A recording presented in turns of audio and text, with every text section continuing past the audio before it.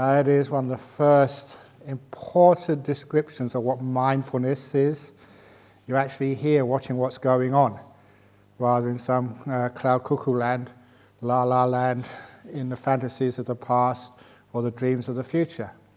But interesting, just mentioning that past, the past, whatever happened to you, is not real.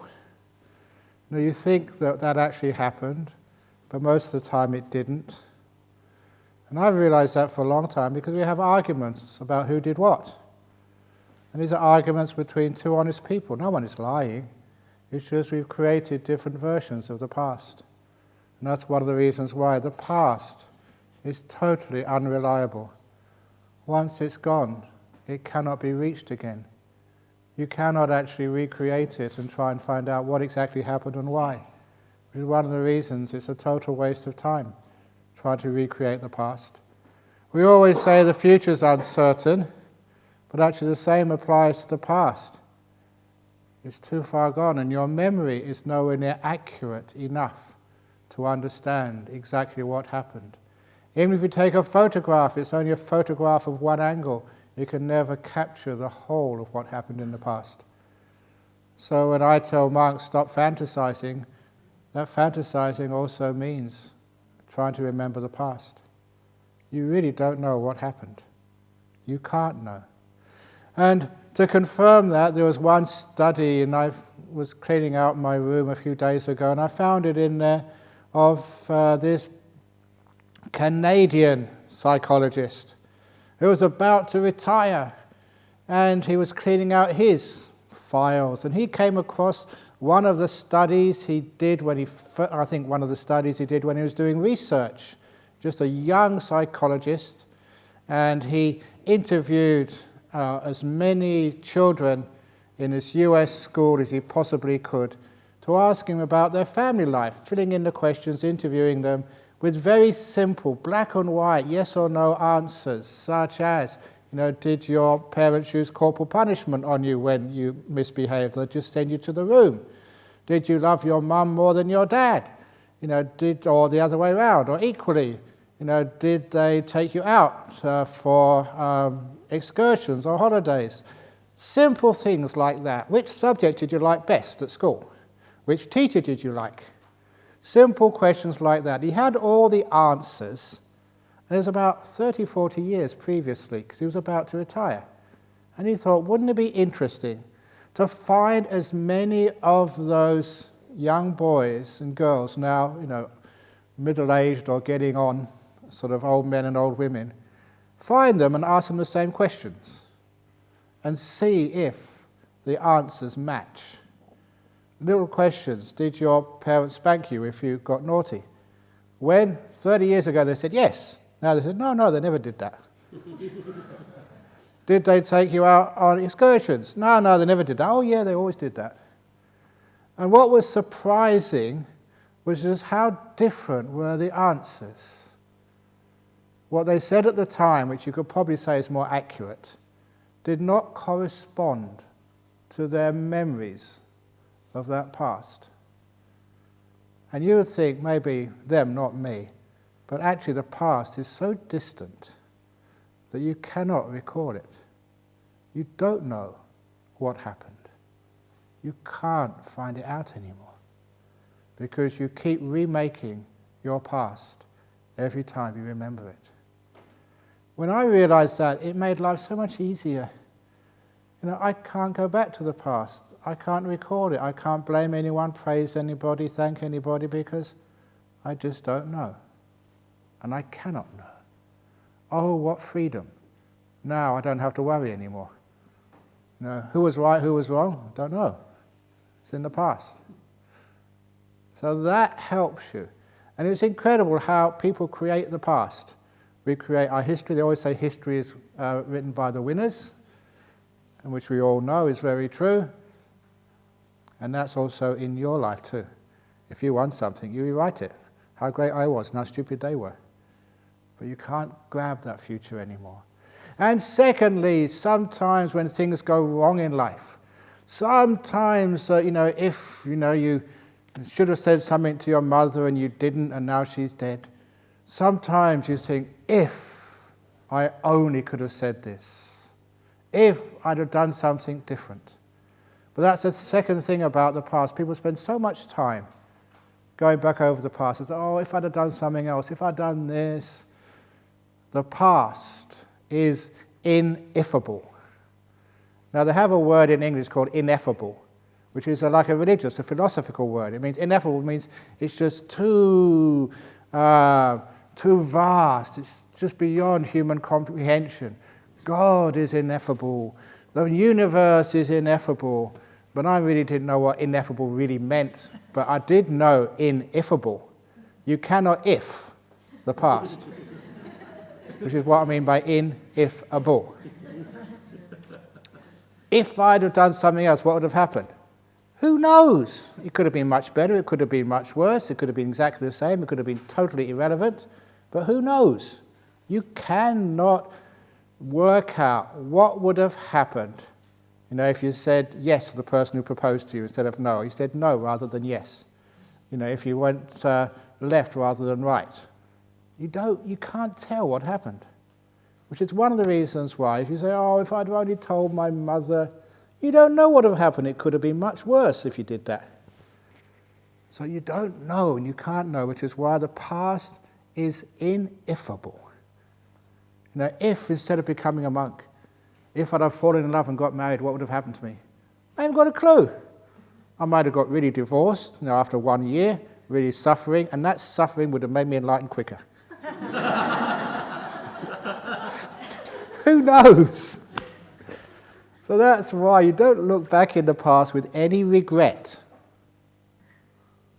That totally abandons all regret. And people, they live their life with regret. And that is just so sad, because once they get into regret, guilt, shame, or whatever it is, you know, that gets into you and that stops you being happy. And you know, after a while, often people come and ask forgiveness of me, they did something wrong.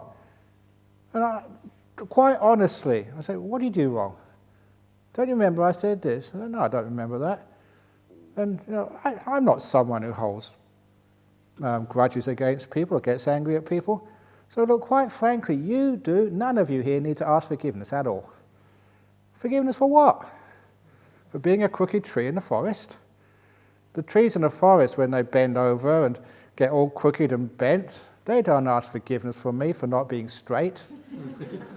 And I don't want them to. I like them the way they are. So you don't need to ask forgiveness of me. I like you the way you are. Period. So you have no regrets in life, no guilt, no shame, which means you are free of the past. And that stops a lot of distractions. However, why is it so hard to be in the present moment? Why is it we still keep thinking about the past? And the reason is because we're afraid of being peaceful. It's really true, you know. Sometimes you say, you can be peaceful here, you've got nothing to do. But you're afraid of nothing to do. One of the reasons is because you're not used to it. All your life you've been doing things. All your life you've been thinking, planning, managing, getting things done. And now I say, stop it. Because you've never done that before, you say, how? Just stop it. But how do I do that? Just stop saying how. And then it's natural to be still. But because you're not used to it, you think something must be wrong, I've got to be doing something. Look, this is enlightenment. You've got to work to be enlightened. You know, you've got to do something to get something. No pain, no gain. Ha ha ha. What a stupid saying that is. No joy, no gain. No happiness, no success. Those are great teachings. So anyway, you're afraid. So how do we overcome fear? How you overcome fear is every now and again you do get into the present moment. And when you're in the present moment, recognize it. This is what we mean by the present moment. I'm just here. No past, no future. This must be the present moment. I'm not planning where I'm going to go next. I'm not remembering where I just came from. This must be the present moment.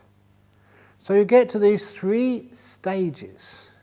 People like in stages, you're Singaporean, 1, 2, 3, grade 1, grade 2, grade 3, and BA, MA, PhD, and whatever. When you get stages, you know sort of where you are. So I'm talking your language.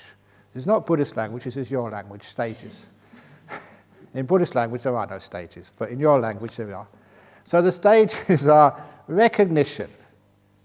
You understand what we mean. And the next stage is familiarity. You recognize it so often, you become familiar with it. Just like there are some people on this retreat, maybe you're all from Singapore, you never met before, maybe you just met here. Maybe you're sharing a cottage with them. And you recognize them now, and after a while you get familiar with them. It's amazing how much bonding happens on just a 9-day retreat. Afterwards you invite each other when you go back to Singapore for dinner. Come around and come and say hello. It's amazing just how much bonding happens here, because you're staying together, you get used to each other, you get familiar. And after familiarity, you just get to know this present moment, then you become at ease with it. No fear anymore. Which means when the present moment comes, you don't need to control it. You can just hang out with the present moment as long as you like. So those are 3 stages which happen with many things in life: recognition, familiarity, and ease. You get a new job. You don't know where everything is. You've got to recognize who's who and what level in the company they are. You've got to be introduced to everybody, find out where the toilets are, where the snack bar is, all this other stuff you have to work out, where your parking space is if you've got one. And then you become familiar with it. And then you're at ease. You just relax there. It's just like a second home. Or like Jhana Grove, those coming for the first time. When you first came, where's my room? How do I get there? And once you recognize where your room is, so you don't go in other people's rooms, you just recognize it. It does happen sometime, because all the cottages look the same. And if you do it, that's cottage number 2, or this is number 3, sorry. But you recognize your place, you're familiar with it. And look, if you're not already, by the end of this week, your room will be like your home. It's my little place, it's my pillow, and you know everything around there, and you're at ease there. Have you ever noticed the first night anywhere you don't really sleep very well? Because even if it's a comfortable hotel room, because you're not used to it, psychologically it's hard to relax the first night. The second night you can relax really well, you sleep much better the second night. Simply because you recognize, become familiar, and then you can ease. All your defense mechanisms are just let down, because it's your room, you know everything, it's safe, it's okay. And that's the same with stages in meditation as well. The present moment, you recognize it. You become so familiar with it, you're at ease with it, which means you don't disturb it anymore. You can relax and just let it be. So the first stage, though, is you have to recognize what we mean by present moment. Because I'm a meditator, been a monk a long time now, well, I think it's just obvious what the present moment was, but when I started teaching, I realized that people didn't know what I was talking about. What do you mean, present moment? What is that? And that was quite a shock to me. With so much in the past, the future, or fantasy land, very rarely are people actually being here. Always going somewhere. Always trying to achieve something. Again, going on to the next challenge. Ticking the boxes. Writing down notes. Instead of being here. You don't need really to take notes. It all goes in here. It all gets remembered. But we're always doing something. So, present moment awareness. And then we can go on to the next level. Please, when I say levels, don't think, oh yes, I've got to do present moment first. And once I've done that, how do I know when to go on to the next stage? That's wrong thinking, okay? You don't go on to the next stage. This is a very nice teaching to, again, in your language. You never go on to the next stage in meditation. You go in to the next stage. Just that little change of words makes a lot of difference. So here you are, you don't go on somewhere else. You don't move. I don't sort of get up and move to the next seat, and then the next seat, and the next seat. Or the other way around, go closer to the Buddha. You don't move at all. You stay exactly where you are. You don't move, you don't do anything, and you go in. deeper into where you are. That's why it is an inward path, going in. Wherever you are right now, stay there, and you find you go in, in, in, in. So actually you go in to the present moment, really deeply into the present moment. And as you go in, and the present moment consolidates, gets just more full, what you find in the center of the present moment is silence. You can't think.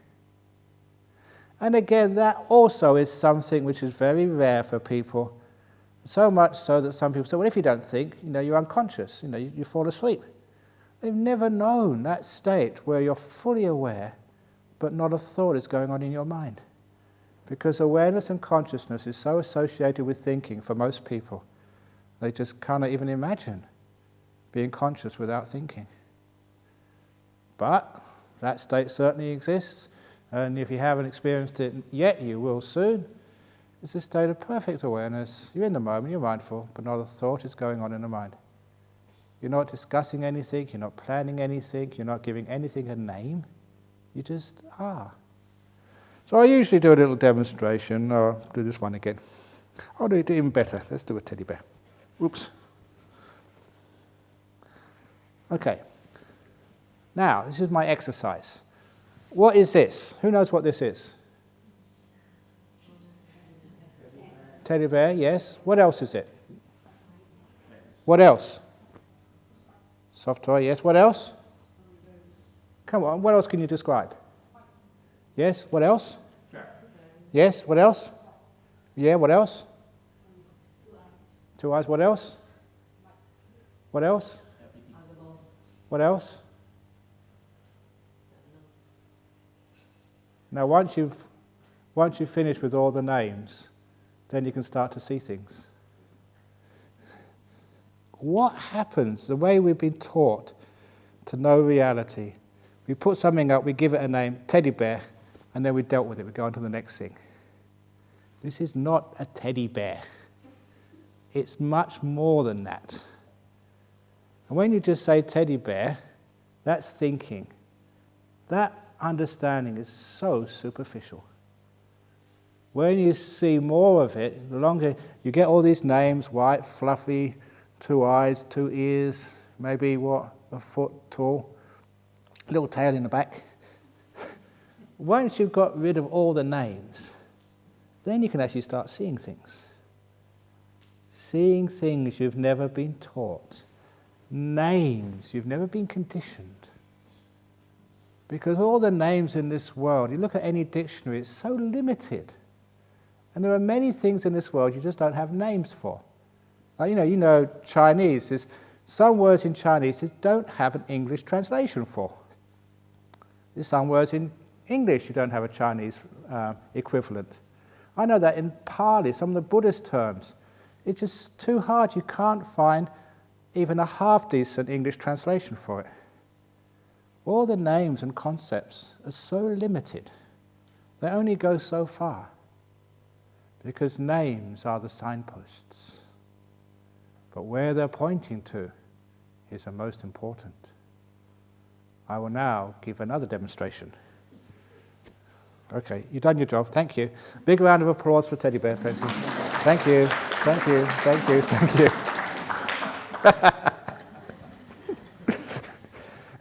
So, if I wasn't a monk, they'd put me in some institution. Crazy guy. So another.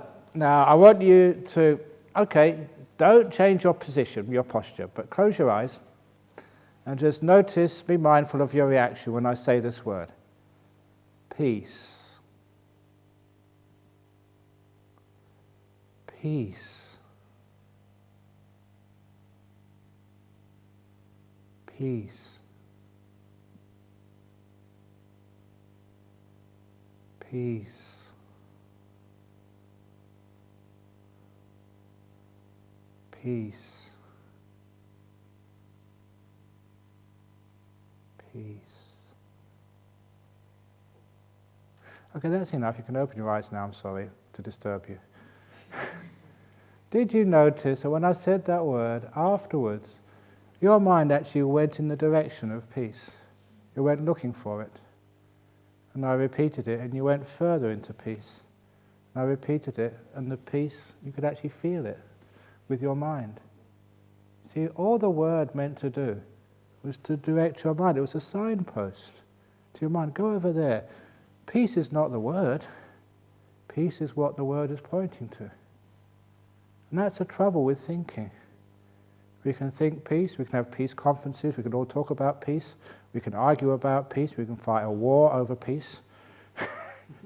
We missed it. Because peace is not a word. It's what it points to. And there's all these other great emotions, just like kindness. You know, these words which people assume they know. And I found out they haven't got a clue what kindness means. They assume they do. Kindness. Kindness. Kindness. You'll only know what kindness is when you're silent, when the words stop, when you feel it. It's not a word, it's an emotion. And we've been so much in our head, so much talking, so much thinking, so much giving things names. We're just into signposts, that's all. And we never follow the signpost to where it's pointing to. But when you come to a place like this, after a while, you get it. The words are used sparingly. And then once the thoughts know of peace, have done their job, and you're right there with peace, you don't need to say the word anymore. The word has done its job. The thinking can stop now. It's finished its function.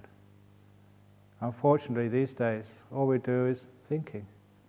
We never feel, we never see where those thoughts are leading to, what those thoughts describe. So this is how we work. You know, this is one of my tricks, personal confessions on how I give talks. You know, when it comes to compassion or even shipping or anything else, I don't think about it, I feel it. I get that word and let my mind go to where that's pointing. And when you go there, you've got this huge garden of truths and insights, and you take them back and translate them into thoughts. That's all wisdom really is. That's how it works. So, after a while, you start to look at the spaces between thoughts, or rather the space after a thought, when the thought is finished, peace. Then you feel the peace. And the great thing is, you don't need the thoughts anymore. They can stop. They don't stop because you tell them to stop. That's the problem with people when you say be silent. They try to be silent. Come on, shut up. Come on, I told you mind, shut up. Come on, be peaceful. How can I stop thinking? What should I do next? Come on, I'm going to stop thinking now. Have I stopped thinking yet? No. And it just becomes more and more thoughts when you try to stop thinking. It's the wrong way. Just whenever you have a thought, pause and see what its meaning is. You know, that's a nice psychology trick which I teach people. If you got any person at work or in your family who always gets angry at you and always shouts at you, the problem is that as soon as they finish shouting, that you sort of speak up afterwards, saying, why did you do that to me? That's not nice to say such things. I look after this company so much, I work so hard. That never works. If someone gets angry at you and shouts at you, right in your face, you pause for a few seconds. Be silent. And give them the opportunity to really cognize what they've just said and the emotions behind it. It's for them. It gives them the few seconds for reflection. And for many people who shout at you, who get angry, they never have that opportunity to realize what they're doing. So if you pause when someone shouts and gets angry at you, it's hard, it takes a lot of restraint, because you think, oh, I'm not going to let them get away with that. Just pause, be silent, peaceful, silent, and let them reflect on what they've done. A lot of time they'll just get red in the face and walk away. because they realize they've done the wrong thing, a very stupid thing. It's pauses for reflection. And usually the way we act, as soon as one person finishes and the other person starts talking, usually actually even worse than that, even before you start talking, somebody's butts in. You haven't even finished my sentence yet. So give people the pauses, the silence. And it's amazing what you can actually do with offering people silence for personal reflection of what they just said or done. And it also starts to encourage more silence in the mind. So you're not thinking anymore, you're not giving things names. No, look, I've known some of you a long time. Do I really know you? How can I know you? Do you know yourself? You've been with you much longer than I've ever known you. And how many know yourself, and how many of you every now and again get very surprised at what you do, what you say, and how you think? How can anyone describe you? You just can't. You can't give yourself a name. So often that happens, they give you a name. You're a monk, you're a teacher, you're an abbot. That's not true. Much more than that. It's much more complicated than that. It's much deeper than that. So all these names business, I really distrust all of that. Just people trying to put you in a box and think once they've got you in a box, they've got you, they captured you, finished, deal over. And are you in a box? James, are you really a captain of an aircraft? It's usually on automatic control anyway, you don't do very much up there. That's what I read. Your job is in deep trouble, because I heard that some of the new aircraft are so automated. What they actually said there is, all you'll need in the future is, in the cockpit, is one dog and one man. That's because it's all automated. The job of the man is to feed the dog, and the job of the dog is to bite the man if he touches anything. Or something like that.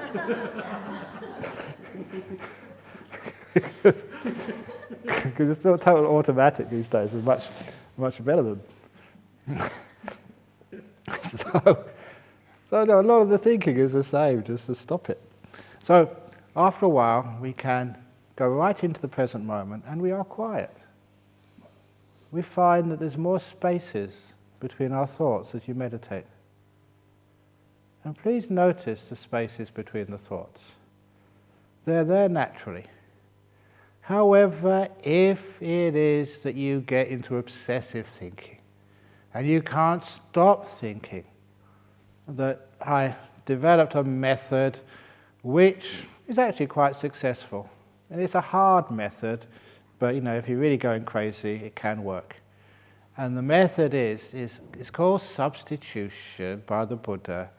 It's instead of thinking about all sorts of things, any old thing, and sometimes things which are driving you crazy, you substitute just a mantra, which is a group of words you say over and over and over to yourself. And there's many mantras you can use. I'm going to employ the old Vajrayana mantra, Om Mani Padme Hum. How many people know what that means? Great. Because if you know what it means, you start thinking about it. If you don't know what it means, that's much, much, much better. So you don't know what it means. You keep repeating this nonsense to yourself over and over and over again. Things which you don't understand what the heck you're saying, but you keep on doing it. Om Mani Padme Hum, Om Mani Padme Hum, Om Mani Padme Hum, Om Mani Padme Hum. Because that blocks out all these other thoughts. The other thoughts, they keep trying to come in, but Om Mani Padme Hum. So you do that for about a minute, or if you really are crazy, 2 minutes. And after 2 minutes, when a lot of the thoughts are just basically blocked out, then you start putting spaces between the syllables, between the words. Om, Mani, Padme, Hum, Om. And you pay a lot of mindfulness to that space between. And then the next minute, you lengthen the space. Om, Mani, Padme, Hum. If a thought comes up, close the space down. Go back to Om, Mani, Padme, Hum, Om, Mani, Padme, Hum. And gradually lengthen the spaces between the words. And as you lengthen the spaces between the words, it's very key to be aware of the space between the words and just how peaceful it is between the words and how delightful it is there. That is key for this thing working. Because what it means, after a while, the mind delights in that space so much. It's just too happy, too nice, it's too profound. That when a thought comes up, it just can't get a foothold inside of you. And the spaces get longer and longer. Om.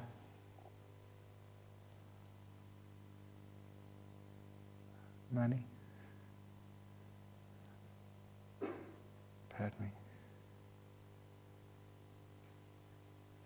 Hum. You get very peaceful. Now that is encouraging you for the silence.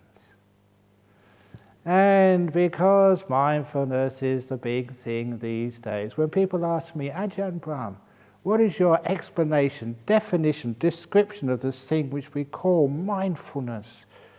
And I say it's present moment awareness and silence. If you're giving things a name, you're not really aware of them. You're putting them in a box and thinking you understand them, and it's false. When I give someone a name, it's not who you are. I'm not being aware of you. So, mindfulness, silence in the moment. And if that's all you ever get in this retreat, you'll be one happy Singaporean. You have so much joy in the present moment. And when his mind isn't disturbing you, there's so much to enjoy in this retreat center, so much to delight in. There's beautiful nature around you. And the mindfulness and silence means you are getting reasonably still. Your mind isn't moving that much. And that stillness increases the power, the strength of your awareness. You become more aware. And as you become more aware, again the food tastes more delicious.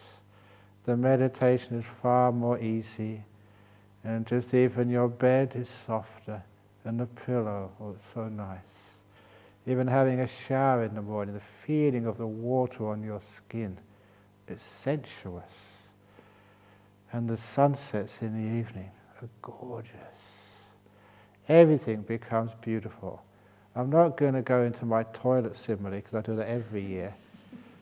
But because that's so well known, even during the 3 months range retreat here, one of the people on the retreat, when I was giving them an interview, they said, Ajahn Brahm, I wasn't looking in the toilet bowl, I was actually sitting on it, and one of the tiles, in the en-suites, it just was incredibly beautiful. And these are very cheap tiles. Where we got them from, there was actually a fire in the warehouse. And most of the tiles were damaged, and these were just like lot sale. You can take the damaged ones and the good ones together. That's where you got all the tiles in your toilets and showers from, all damaged. So they're not expensive at all, but she was looking at that, because she'd been meditating, she'd sit on a toilet seat. Not meditating on the toilet seat, she's meditating before. But why not? Let go, let go, let go.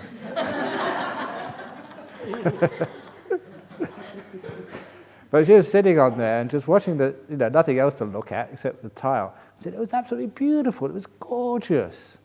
Just this ceramic tile just came right out at her, and it was the most beautiful thing she ever saw. And I asked her, "Did you take it out and take it home with you?" She said, "No, it's still there. I left it there for you." But that's actually what happens, and that is part of the joy of a meditation retreat when those things happen to you. That makes me very happy, because yes, you're getting there. Mindfulness gets so strong, you start getting happiness. The happiness in meditation. And when people start getting that, it just makes me really happy. Yes, you're on the way. And you can get happy in such silly things like a toilet tile. the ceramic tile in the toilet. Let alone if you go and just find a flower somewhere, because it's the wildflower season now.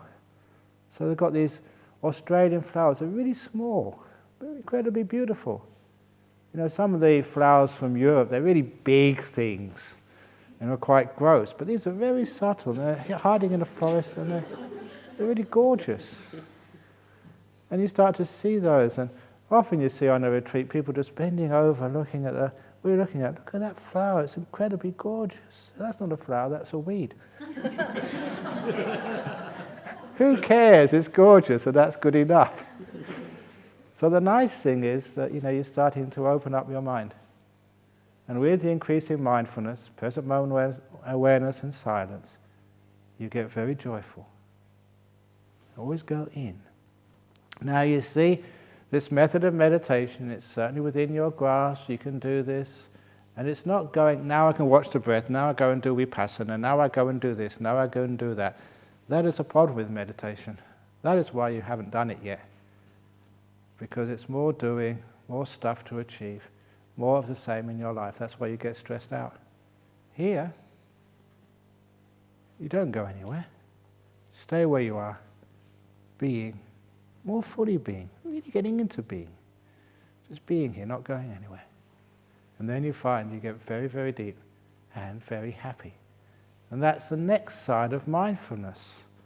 The mindfulness, if it really is getting strong, is energetic and joyful.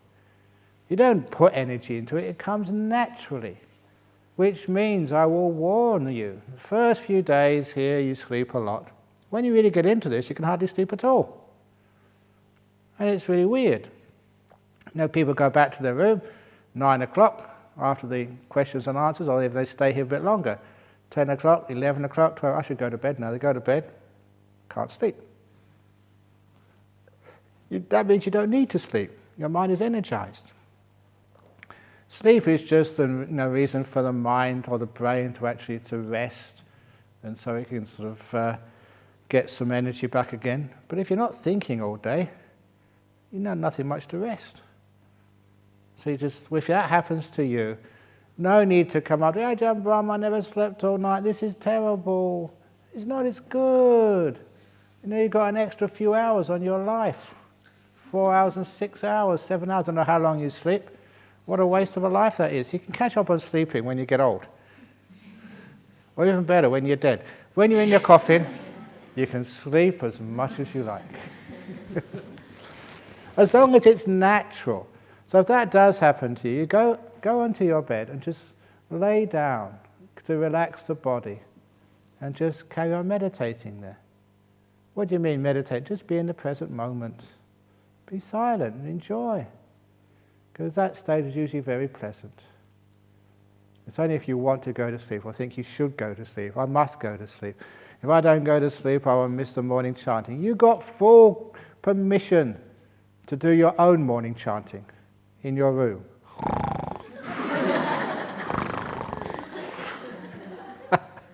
That's what most people's morning chanting is. So you don't need to come here and breakfast. But quite frankly, if you get into these nice states of meditation, breakfast and lunch, you just, even for Singapore, you don't bother with it. Meditation is much nicer, more delightful. So who cares? Miss breakfast, miss lunch, I don't care. I'm having too good a time. So you get the mindfulness, present moment awareness and silence, you start getting energy up, you start getting happy. You know, sometimes you don't really need to sleep, but rest, lay down, so the body gets rested. And when you're rested, remember, do the relaxation, just look at your body and see which part you can relax the most. And you relax so deeply. And more deeply than if you go for a massage. Sometimes, actually, when I was one of those executive retreats, I think Angie or a few people, or Beta, you forced me to have a foot massage. So this guy came in and gave me a foot massage. And it was a total waste of money. Honestly, it's very kind of you. I did that because, you wanted to make some good karma. I can relax my own feet, thank you. I know how my body works. You just think of it. You think of a toe. And you visualize it and feel it. And you just give all this loving kindness. And you imagine the toe relaxing, opening out, becoming so soft, It's like cotton. And you can do that for a few minutes as a monk, because you really got into this, and your toe becomes incredibly relaxed. That toe over there is just so chilled out. So this is actually what you can do when you have mindfulness and silence. And I say you can do that to any part of your body. And you can really get some good health. Because that's a big problem for people. I understand that we have all these sicknesses which we have to deal with in life. And I was actually shocked. I must admit, it was quite shocking for me when years and years ago in, I think, the Singapore General Hospital, I went to visit someone in the cancer ward. And they didn't know exactly which ward it was, so we went after ward, after ward, after ward, after ward, after ward, after ward, after ward. How many people are in this hospital with cancer? Huge, huge amount. I think, my crikey, just so many people being sick. Can't we do something about that? You're doing something about it now. Relaxing your body. Learning how to be mindful, to be aware. Knowing what you need to do. I think I was telling someone in interview time, it's a very long time since I've been really sick. Actually, it's usually a really, really long time. But whenever, sometimes I'm aware enough of my own body, I live in this body, I'm very, very aware of it. And if something's wrong somewhere, I feel it pretty quickly. Sometimes all I do, if I possibly can, it's hard to do sometimes, but I try my best, just to go into my cave and lay down, have a rest. So I lay down in my bed on the floor, and I relax my body just so deeply, go into a sleep, you come up afterwards and you feel so good. And I'm sure that I've dealt with so many sicknesses and diseases in my life as a monk using that very simple method. Because your mindfulness, your present moment awareness and silence can relax things. But imagine you got some sort of a lump somewhere. You think, oh my goodness, this is a cancer, this is going to go terrible, this is really bad, what am I going to do? Oh, this is terrible. And you realise, not a lump, that's just a nipple on. Every man got that as well, it's nothing bad.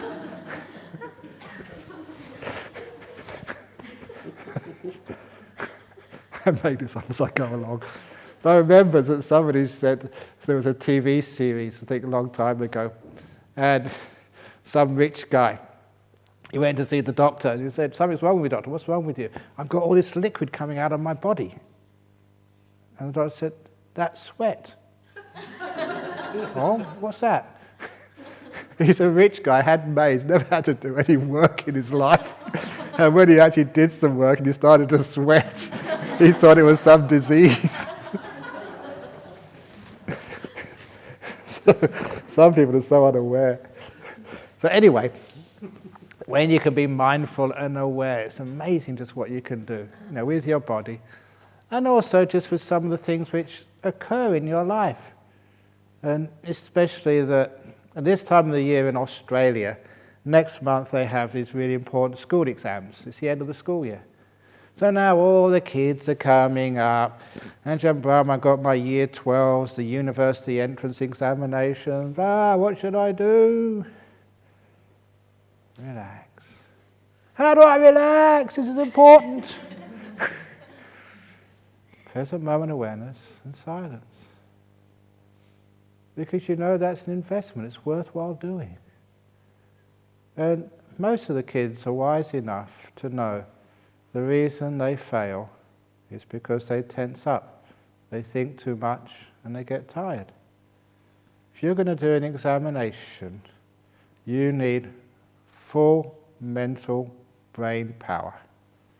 You need to be at your peak, have a full tank. If you're going to go on a long journey in a car, and imagine you spend all night worrying. Imagine you get up in the morning and keep reading the books. The information is in there. Your brain needs to relax, and so it gets up to full energy, to full power, so that when you get into the examination room, you can perform well.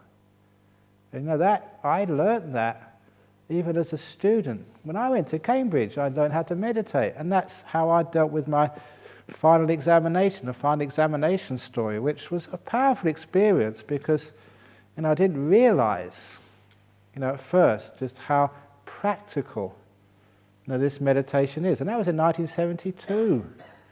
Just going back to my room at lunch hour, not having anything to eat, sitting down on my seat, present moment awareness, first of all. Because as soon as I sat down, the first thing which came into my mind was my early morning exam, the morning exam. How did I do? You've ever done that? You've had an exam and you start looking back, what did I do? Was that right? Was that wrong? I had an interview. How did I go? I should have said something else. That's past. It's gone. You can't change it. Good or bad, it's finished. And just how useless it is to keep dwelling on the past. I know that some people say, oh, but you learn from the past. You learn a tiny bit. You learn much more from the present moment than from the past. So that's my counter. You learn from now, when life as it's actually happening. Not from some memory of a past, but as it's really working, happening right now. This is where you learn. This is where you become enlightened. Now. So when you go to the past, you're sacrificing the source of wisdom where you can really learn. You learn from the present moment, not from the past. So I was just quiet. The present moment, no past. And the future examination. Yeah, it was so easy to worry, oh God, have I done enough research? Have I done enough studies? What's going to come up in the afternoon examination? You don't have to be a rocket scientist to know that you're wasting your energies, by worrying. And if I'd wasted those energies, when I went into the afternoon examination, I would have been exhausted, like many people are before they have to perform. They're so tired because they've been worrying about things. That is counterproductive. You're worrying because you want to do well, and all that worrying is causing you not to do well.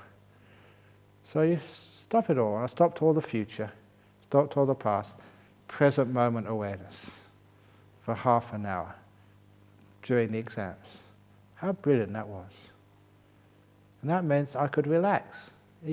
And this, sometimes you're not really sure of what your body is up to, because my body was shaking, and that really shocked me. I never thought of myself as a nervous person. But this was high stress, not the normal type of stress, final examinations. And because you were high stressed, you were shaking. But as soon as I noticed that, then I could calm it down. What concerned me was I hadn't noticed it, I just was not aware of it. And many of us are not aware of what's happening in our body. We're so busy doing things, going somewhere, we're not here enough to know how our body feels, what's going on. That is the reason why we get sick. We're not here to listen to our body. I read a review of a book by a doctor on cardiac problems, on heart attacks. It was called Opening the Door of Your Heart. No, that wasn't. Well, that was actually true.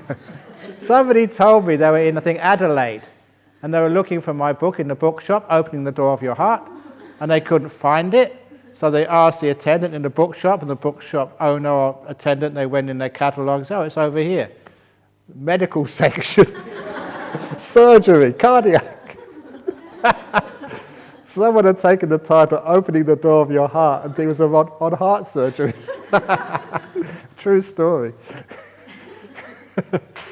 So anyway, go back into, where was I? About...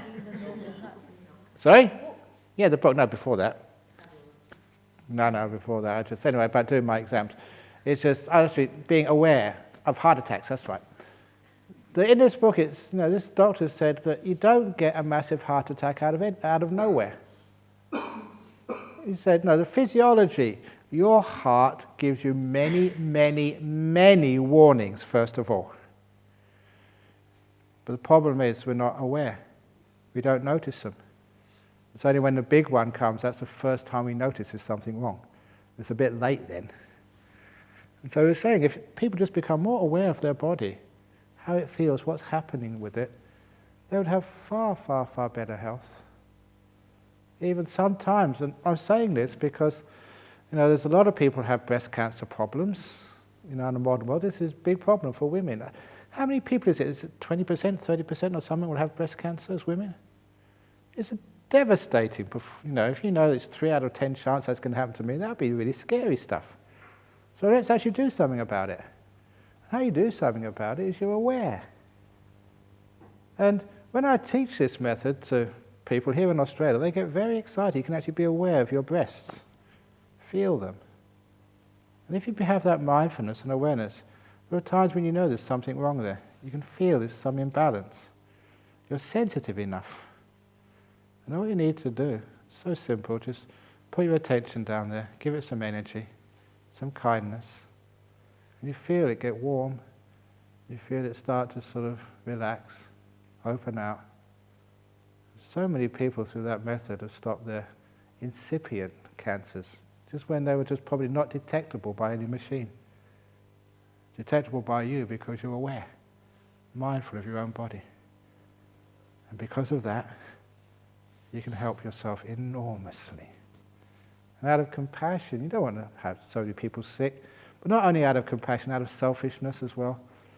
Because, it takes a lot of time visiting you guys over in hospital. So out of selfishness, I can keep you healthy for a long time. But it actually does work, this mindfulness and this awareness, but it's present moment awareness and silence. So you have to build that up. Train yourself not to be afraid of silence. Even speaking to other people. It's okay to be silent. Doesn't mean you're stupid. If someone says, "What do you think about that?" Nothing. You're stupid. Okay, but I'm happy. So you don't always need to think. You don't always have to have an opinion. You don't always have to have an answer. In fact, it's one of my favorite sayings of the Buddha was, "It is the great rivers which flow silently. It is the small streams which make all the noise." So what do you want to be in life? A great river or a small stream? Lovely little saying from the Buddha. So that great river inside the mind, let it flow silently. When you are silent, when you're not talking back at the world, then you can hear what the world has to teach you. But when you're always talking, when your mind is not listening, in other words, it's too much thought, how on earth can you get wise? So today's instruction is how.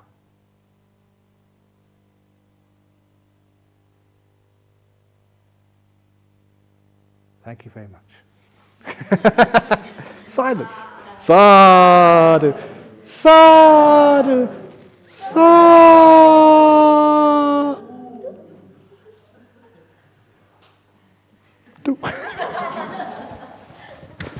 Okay, so have a great